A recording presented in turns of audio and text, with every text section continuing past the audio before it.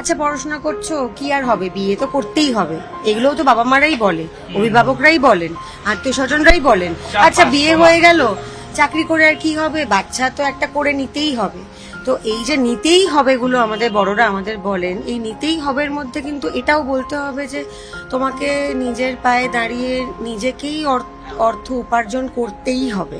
এখন তো এমনি সবার সঙ্গে সবারই এত অসুবিধা, আমার ওপর আর কে কনসেন্ট্রেট করবে বলো?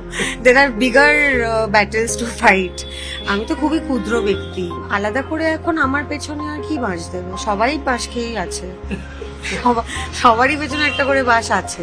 আমি চূড়ান্ত বিপদের সময়ও আর্টিস্ট ফোরামকে যোগাযোগ করে কোনো রকম কোনো হেল্প পাইনি। 3 বছরের আগে বা 2 বছরের আগে করা একটা মেলের উত্তর আমি এখনো পাইনি। তো আমি মনে করি না যে আমি মেম্বার হয়ে কি করব।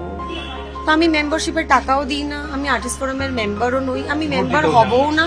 আমি তো আর মরে যেতে পারবো না আর্টিস্ট ফোরামের ঘুম ভাঙানোর জন্য, তাহলে তো আমাকে মরে যেতে হবে, তাহলে সবাই একত্রিত হবে, তা আমার তাতে লাভটা কি হবে? আমি তো থাকবো না দেখার জন্য যে আমি যখন নেই তখন লোকেরা কি করছে আর না করছে।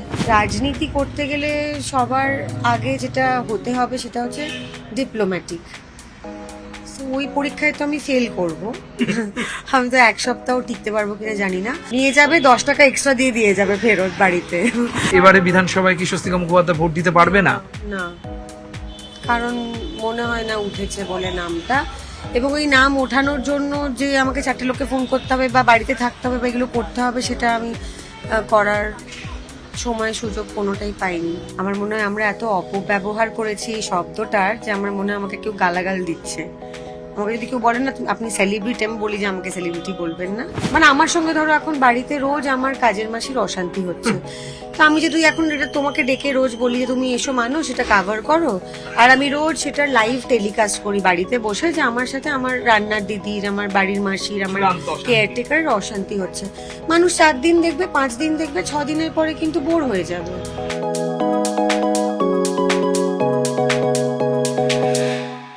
এই মুহূর্তে আমরা আড্ডায় আলোচনায় রয়েছি দ্য ডিভা স্বস্তিকা মুখোপাধ্যায়ের সঙ্গে। প্রথমে শুভ নববর্ষ, এবং নববর্ষের শুরুটা খুব ভালো আমি জানি, কারণ তোমার মনের পায়রাগুলো উড়ে উড়ে বেড়াচ্ছে এবং দর্শকরা উড়ে উড়ে সিনেমা হলে আসছে বিবি পায়রা দেখতে। তাহলে নতুন বছরের শুরুটা তো দারুণ হয়েছে। নতুন বছরের শুরুটা সত্যি খুবই আনন্দের হলো, কারণ বিবি পায়রা রিলিজ হয়েছে এবং আমরা এই ছবিটা নিয়ে খুবই আশাবাদী ছিলাম, এখনো আছি। এখন ভোটের আবহ, এই সময় ছবি রিলিজ করা খুব রিস্কি। কত লোক হলে আসবে না আসবে, চারিদিকেই দেখতে পাচ্ছি ওয়েস্ট বেঙ্গলে যেহেতু নির্বাচন, সুতরাং সেটার ব্যস্ততা অনেক বেশি। সেই রিস্কটা নিয়ে কিন্তু বিবি পায়রা হলে এসেছে। ধুরন্ধর দেখতে সবাই যাবে, কিন্তু একটা বাংলা ছবি এতগুলো দর্শক আসা কিন্তু একটা ইন্ডাস্ট্রির পক্ষে অনেক বড় ব্যাপার। ইন্ডাস্ট্রির জন্য কি ভালো মন্দ সেটার দিকে আমি আর যেতে চাই না, কারণ যা হচ্ছে সেটাকে আর ইন্ডাস্ট্রি বলা যায় কিনা তাও জানি না। নারী কেন্দ্রিক ছবি হলেই আমরা মনে করি যে খুবই গুরুগম্ভীর, হ্যাঁ খুব ডার্ক স্পেস হবে, খুব ডিপ্রেসিং। এটাও নারী কেন্দ্রিক ছবি, দুটো মহিলাই এই ছবির প্রোটাগনিস্ট, আর এখানেও খুবই গুরুত্বপূর্ণ কথা বলা আছে। মেয়েরা প্রতিনিয়ত তাদের বিবাহিত জীবনে বা তাদের দৈনন্দিন জীবনে যে লড়াইগুলো তারা প্রত্যেক দিনই করে, সেই লড়াইগুলো নিয়ে তো আমরা সবসময় কথা বলি না, and they become a part and parcel of our lifes. যে আমরা রাত্রিরে মার খাচ্ছি, সকালে উঠে আবার বরের অফিসের টিফিন বানাচ্ছি, রাত্রিরে মার খাচ্ছি বলে সকালে উঠে সংসারের কাজকর্ম ফেলে দিয়ে তো বেরিয়ে যাচ্ছি না বাড়ি থেকে। তো এই নানান ধরনের লড়াই যেগুলোর সাথে আমরা আপোষ করে নিই, মানিয়ে নিই, সেরকম অনেক কথা বলা আছে। আবার মেয়েরা যে কোনো না কোনো সময় তারা ঘুরে দাঁড়ায়, তারা নিজেদের জীবনের চাবিকাঠিটা নিজেরা হাতে নেওয়ার চেষ্টা করে, they try and take a stand for themselves. এগুলো খুবই গম্ভীর বিষয়, কিন্তু মজার মোড়কে বলা আছে। আমি যদি স্বস্তিকা মুখোপাধ্যায়কে দেখি, তুমি কিন্তু অনেক ছোট বয়স থেকে, অনেক শুরু থেকে খুব স্বাধীন চেতা। শিউলির সঙ্গে কিন্তু তোমার আকাশ পাতাল তফাৎ। সো এইটা কি মনে হয় যে আপব্রিঙ্গিং এর উপর ডিপেন্ড করে, নাকি তুমি ধাপে ধাপে সমাজ চারপাশটা দেখে শিখেছো, তোমাকে মনে হয়েছে যে, আর তুমি সিঙ্গেল মাদারও, তোমাকে মনে হয়েছে যে আমাকে হতে হবে, লড়তে হবে, কেউ স্বাধীনতা হাতে পরিবেশন করবে না। সো শিউলির সঙ্গে কিন্তু তোমার একটা ব্যক্তিগতভাবে বিশাল কন্ট্রাস্ট। আমার বাবা মা আসলে খুব হয়তো আমাকে কখনো ওটা বলেননি যে মানে একটা বিয়ে করতেই হবে, হ্যাঁ, বা সংসার থাকতেই হবে, চাকরি করতে হবে। হ্যাঁ, আমার অনেক ছোট বয়সে বিয়ে হয়েছিল, which was an arranged marriage. তো তখনও আমি পড়াশোনা করছিলাম এবং বিয়ের পরেও আমার পড়াশোনা করার কথা ছিল। তো সেটা তো যাই হোক একটা গন্ডগোল হয়ে গেল, কিন্তু তারপরে আমি পড়াশোনা করেছি, আমি অভিনয় করেছি। এবং আমার বাবা একটা কথা আমাকে সবসময় বলতেন যে একটা মেয়ে হয়ে জন্মালে প্রথম তাকে যেটা শিক্ষা দেওয়া উচিত বা দিতে হবে সেটা হচ্ছে যে সে যেন ফিনান্সিয়ালি ইন্ডিপেন্ডেন্ট হয়। এটা তো ছোট বয়স থেকেই বাবা মাকেই ইনজেক্ট করতে হবে, যেভাবে আমরা ইনজেক্ট করি যে আচ্ছা পড়াশোনা করছো, কি আর হবে, বিয়ে তো করতেই হবে। এগুলোও তো বাবা মারাই বলে, অভিভাবকরাই বলেন, আত্মীয় স্বজনরাই বলেন। আচ্ছা বিয়ে হয়ে গেল, চাকরি করে আর কি হবে, বাচ্চা তো একটা করে নিতেই হবে। তো এই যে নিতেই হবে গুলো আমাদের বড়রা আমাদের বলেন, এই নিতেই হবের মধ্যে কিন্তু এটাও বলতে হবে যে তোমাকে নিজের পায়ে দাঁড়িয়ে নিজেকেই অর্থ উপার্জন করতেই হবে। সবাই বলে না যে দুজন সিনিয়র অ্যাক্ট্রেস, দুজন পাওয়ারফুল অভিনেত্রী স্ক্রিন শেয়ার করতে গেলে তাদের কোথাও যেন একটুখানি মানে মনে হয় যে স্পেস শেয়ার করার ক্ষেত্রে যে আমারটা ওকে, ওরটা আমাকে ছাপিয়ে না যায়। তোমার এরকম কোনো রকম ইনহিবিশন ছিল না, তুমি শুরুতেই রাজি হয়েছো। আমি খুবই সিকিউরড একজন মানুষ, হ্যাঁ, ব্যক্তিগত জায়গায়, আমার পেশার জায়গায় আমার এই ইনসিকিউরিটিগুলো ছোটবেলা থেকেই কোনোদিনই ছিল না। এবং আমার ক্যারিয়ারে শুরুতেই আমি দুজন হিরোইনের ছবি অনেক বেশি করেছি আমি একা হিরোইনের থেকে। হ্যাঁ, আমার শুরুটাই কিন্তু হয়েছিল যে দুটো হিরোইন আছে ছবিতে। সেখানে তো সবসময় একটা চিন্তা হয় যে আচ্ছা তাহলে ও বেশি গান পেয়ে গেল, ও হিরোর সঙ্গে বেশি সিন পেয়ে গেল, হ্যাঁ, ওর নাম আগে চলে এলো, ও বেশি ফুটেজ পেয়ে গেল, ও বেশি মাইলেজ পেয়ে গেল, ওকে নিয়ে বেশি লেখা হয়ে গেল। এই বেশির না কোনো অন্ত নেই। তো আমি অ্যাকচুয়ালি আমার এই অসুখটা জাস্ট কোনোদিনই নেই। আমি না আমার মানে কে বেশি আমার থেকে পেয়ে গেল, কার আমার থেকে বেশি ভালো হয়ে গেল, কে বেশি ছবি করে ফেললো, কে বেশি ভালো জামা কাপড় পরে ফেললো, এগুলো আমার জাস্ট কোনোদিনই আমাকে বদার করেনি। বিকজ আমি একটা ফুটপাথ থেকে জামা কিনে পরলেও I know how to style it and I know how to stand apart in a crowd. I am very confident about myself. এই যে ইন্ডাস্ট্রির কথাই যখন বলছিলাম, কিছুদিন আগে আমরা দেখলাম যে খুবই দুঃখের রাহুল অরুণোদয় বন্দ্যোপাধ্যায় যখন মৃত্যু হলো, বলা হলো যে ইন্ডাস্ট্রি কোথাও যেন এক ছাতার নিচে এলো। একদিন শুটিং বন্ধও থাকলো, কোনো কারণবশত আমি জানি না, তোমাকে আমি দেখতে পাইনি সেখানে, তুমি গিয়েছিলে বা তোমার কোনো কাজ বা ব্যস্ততা ছিল, হ্যাঁ ব্যস্ততা ছিল, কিন্তু একজন চলে গেল, তারপর ইন্ডাস্ট্রি একটা ছাতার নিচে এলো। এটা কি খুব একটা কাঙ্ক্ষিত? ইন্ডাস্ট্রি তো হাতে হাত মিলিয়ে কাজ করবে, ইন্ডাস্ট্রি টেকনিশিয়ান থেকে শিল্পীরা, আর্টিস্টরা, মানে আমি যদি কলাকুশলী এবং শিল্পীদের কথা বলি, সকলে একসঙ্গে থাকবে, এটাই তো স্বাভাবিক। মানে একজন চলে গিয়ে ইন্ডাস্ট্রিকে এক করে দিল, তার মানে ইন্ডাস্ট্রির মধ্যে ফাটলটা রয়েছে। এক করলো কি? হ্যাঁ, সেটা একটা বড় প্রশ্ন। হলো বা কি, একদিন শুটিং বন্ধ করে কিছু হলো? তারপরেই তো দেখো এই সমাজ মাধ্যমে এই কিছু লিখছে, ও কিছু লিখছে, আলাদা আলাদা প্রেস কনফারেন্স হচ্ছে। আমি তো আর্টিস্ট ফোরামের মেম্বার নই। মেম্বার নই কারণ আমি চূড়ান্ত বিপদের সময়ও আর্টিস্ট ফোরামকে যোগাযোগ করে কোনো রকম কোনো হেল্প পাইনি। মানে 3 বছরের আগে বা 2 বছরের আগে করা একটা মেলের উত্তর আমি এখনো পাইনি, বা আমাকে কেউ ফোন করে জিজ্ঞেসও করেনি। যখন শিবপুরের সময় অত অসুবিধে হয়েছিল যে আমি ইউজুয়ালি আমি নিজের থেকে তো মিডিয়াকে ফোন করে কোনোদিনও কিছু জানাই না, তুমি আমরা নিশ্চয়ই জানবে। আমার মনে হয় না আমার 26 বছর আমি কোনোদিনও তোমাকে ফোন করে বলেছি যে মানুষ এটা আমি বলতে চাই বা তুমি সেটা কভার করো। I don't think it has ever happened in my life, not even once. But আমি তখন বলতে বাধ্য হয়েছিলাম এবং ইম্পার থেকে আমি অনেকটাই সাহায্য পেয়েছিলাম।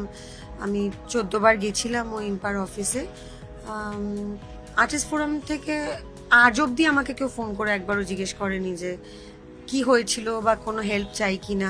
আমি নিজেই লয়ার ঠিক করেছি, আমি নিজেই থানা পুলিশ করেছি, আমি নিজে ডিডি করেছি, যা আমার ইউনো করতে হতো সেগুলো আমি সব নিজেই করেছিলাম। So when I will never get any kind of help from Artist Forum and nobody will even ask. আর দেখো আর্টিস্ট ফোরাম থেকে আমাকে পরে বলা হয়েছিল 6-7 মাস পরে কেউ একজন ফোন করে বলেছিল যে মেল চেক করার নাকি কেউ নেই, মানে মেল নাকি চেক কেউ করেনি। তো কাগজে তো বেরোচ্ছে, প্রত্যেকটা কাগজে বেরিয়েছিল। আমি এটা নিয়ে সবার সঙ্গে কথা বলেছিলাম, সোশ্যাল মিডিয়াতে এটা নিয়ে লেখালেখি হয়েছিল। তো মানুষ তো অন্ধ নয়, চোখে তো পড়ছে। যেরকম একটা সিচুয়েশন হয়েছে একটা প্রডিউসারের সাথে, কেউ আমাকে ফোন করে একটা কথাও জিজ্ঞেস করেনি ওই সময় যে কি হয়েছে বা তোর কি কোনো হেল্প লাগবে বা কোনো কি সাহায্য লাগবে বা কিছু কি দরকার। কেউ না, মাথারাও না, মাথার পরে যারা আছে তারাও না, নো ওয়ান। ইভেন যে অভিনেতা ওরা শিবপুরে কাজ করেছিল তারাও কিন্তু আমাকে একবারও ফোন করে জিজ্ঞেস করেনি যে তাহলে তো এটা ফুললি নন কোঅপারেশন। হ্যাঁ, সো তো আমি মনে করি না যে আমি মেম্বার হয়ে কি করব। তো আমি মেম্বারশিপের টাকাও দিই না, আমি আর্টিস্ট ফোরামের মেম্বারও নই, আমি মেম্বার হবও না। আমি তো আর মরে যেতে পারবো না আর্টিস্ট ফোরামের ঘুম ভাঙানোর জন্য, তাহলে তো আমাকে মরে যেতে হবে, তাহলে সবাই একত্রিত হবে। তা আমার তাতে লাভটা কি হবে? আমি তো থাকবো না দেখার জন্য যে আমি যখন নেই তখন লোকেরা কি করছে আর না করছে। এই যে কোনো লবিতে নেই, দলে নেই, স্বাধীন চেতা, মুফাট, স্পষ্ট কথা স্পষ্টভাবে বলে, সাদাটা সাদা কালোটা কালো, এই প্রতিবাদী বলেই কি স্বস্তিকা মুখার্জিকে কাজ পেতে অনেক সময় অসুবিধা হয়? হয়েছিল হয়তো একটা সময়, এখন তো এমনি সবার সঙ্গে সবারই এত অসুবিধা, আমার ওপর আর কে কনসেন্ট্রেট করবে বলো? দের আর বিগার ব্যাটেলস টু ফাইট। আমি তো খুবই ক্ষুদ্র ব্যক্তি, যেখানে আমার মনে হবে যে আমার কথা বলা উচিত বা আমার একটা স্ট্যান্ড নেওয়া উচিত, সেটা আমি নিশ্চয়ই নেব। বাট বরাবর নিয়ে এসেছো। হ্যাঁ, যেটা আমার ঠিক মনে হবে আমি করব। বাট আলাদা করে এখন আমার পেছনে আর কি বাঁশ দেবে? সবাই বাঁশ খেয়েই আছে, সবারই পেছনে একটা করে বাঁশ আছে। সমস্ত ইন্টারনাল বিষয় সেটা মানুষের সামনে মেলে ধরা হচ্ছে, যার যাকে যা বলার সেটা সমাজ মাধ্যমে বলা হচ্ছে, যার যাকে যত মানে ঘন্টা নিয়ে কথা সেটাও সমাজ মাধ্যমে হচ্ছে, তার ক্লারিফিকেশনও প্রেসকে ডেকে হচ্ছে, ফেডারেশনের যা বলার সেটাও প্রেসকে বলা হচ্ছে, আর্টিস্টদের যা বলার সেটাও প্রেসকে বলা হচ্ছে।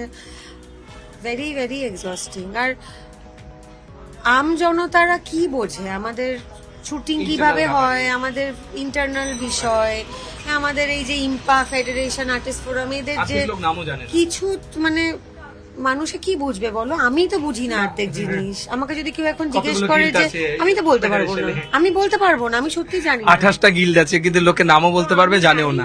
আমি নিজেই বলতে পারবো না। তো একটা লেম্যান যে অডিয়েন্স, যারা বাংলা সিনেমা হয়তো ভালোবেসে দেখতে আসবে, তারা কি করবে? মানে আমার সঙ্গে ধরো এখন বাড়িতে রোজ আমার কাজের মাসির অশান্তি হচ্ছে, তো আমি যদি এখন এটা তোমাকে ডেকে রোজ বলি যে তুমি এসো মানুষ সেটা কাভার করো, আর আমি রোজ সেটা লাইভ টেলিকাস্ট করি বাড়িতে বসে যে আমার সাথে আমার রান্নার দিদির, আমার বাড়ির মাসির, আমার কেয়ারটেকারের অশান্তি হচ্ছে, মানুষ 4 দিন দেখবে, 5 দিন দেখবে, 6 দিনের পরে কিন্তু বোর হয়ে যাবে।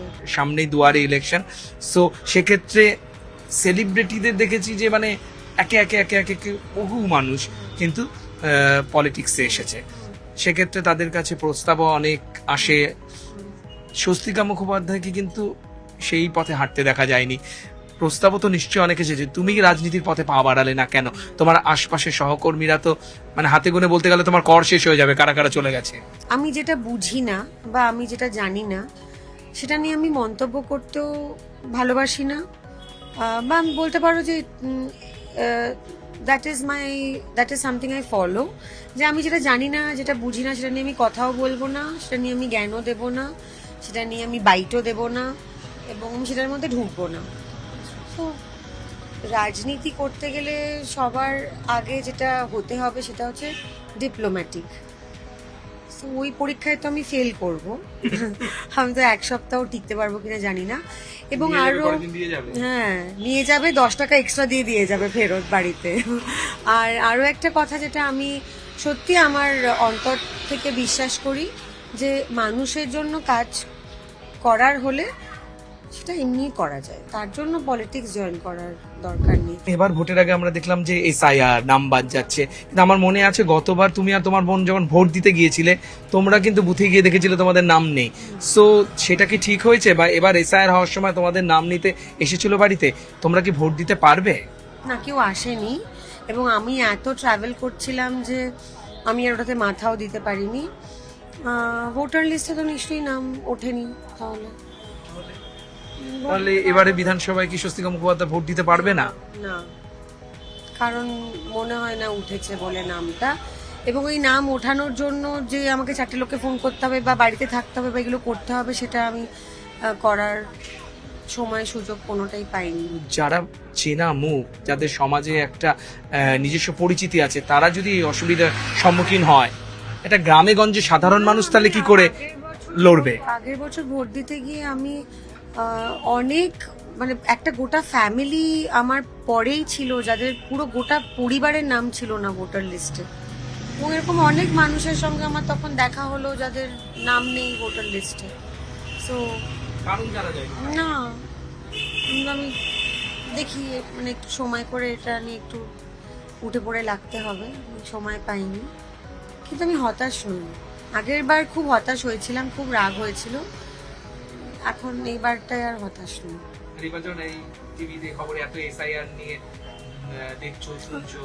আমি তো ভাবছিলাম যে হয়তো আসবে, কিছু একটা করতে হবে, আসেনি, জানি না। পাসপোর্ট তো আছে, বার্থ সার্টিফিকেটও আছে, তো জানি না। ডিটেনশন ক্যাম্প পাঠানোর ভয় নেই? কি করবো, তাড়িয়ে দিলে মেয়ের কাছে চলে যাব। তুমি বম্বেতেও এবং কলকাতাতেও ইভেন মানে বিন্দাস ঘুরে বেড়াও, ফুচকা খাও, এই যে ক্যাফেতে আড্ডা মারো, বন্ধুদের সঙ্গে রাস্তায় হেঁটে বেড়াও, মানে সেলিব্রিটি সুলভ যে ব্যাপারগুলো, সেগুলো কি স্বস্তিকা মুখোপাধ্যায়ের মধ্যে খুব কম? আমি সেলিব্রিটি মনেই করি না নিজেকে। আমার মনে হয় আমরা এত অপব্যবহার করেছি এই শব্দটার, যে আমার মনে হয় আমাকে কেউ গালাগাল দিচ্ছে। আমাকে যদি কেউ বলে না আপনি সেলিব্রিটি, আমি বলি যে আমাকে সেলিব্রিটি বলবেন না, আমাকে অভিনেত্রী বলুন, শিল্পী বলুন, মানুষ বলুন, মহিলা বলুন। সেলিব্রিটি শব্দটা, এখন তো সবাই সেলিব্রিটি। হ্যাঁ, 4টে রিল করে যে যার একটু ফলোয়ার বাড়ছে সেও সেলিব্রিটি। হ্যাঁ, সবাই প্রেস, সবাই ইনফ্লুয়েন্সার, সমাজকে সবাই ইনফ্লুয়েন্স করছে কিভাবে আমি জানি না, বাট এনিওয়ে। সো আমি নিজেকে খুবই সাধারণ মনে করি, আমার জীবনযাপন খুবই সাধারণ, আমি এভাবেই ভেরি হ্যাপি দিস ওয়ে। তো বেশিরভাগ মানুষই সোশ্যাল মিডিয়াতে খুবই আনসোশ্যাল, তার মধ্যেও আমি দেখি অনেক ট্রোলিং ট্রেন্ডিং হচ্ছে, কিন্তু যাকে সঠিক জবাব দেওয়ার তুমি কিন্তু ওই ভিড়ের মতো ঠিক দাও।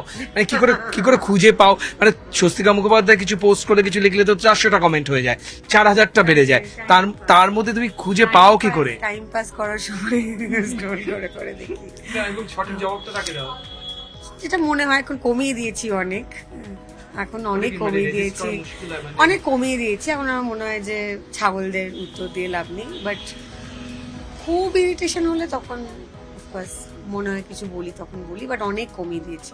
আমার এখন মাই স্কোর ইজ ভেরি পুয়ার। মানে বলা যেতে পারে দিন যাচ্ছে, যেটা তুমি বলে বয়সও বাড়ছে, তার সঙ্গে সঙ্গে তুমি একটু সহনশীল হচ্ছ।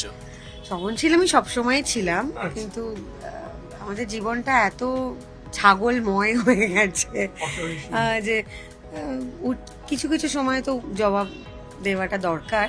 সবকিছু চুপ করে সহ্য করা উচিত না বলে আমি মনে করি।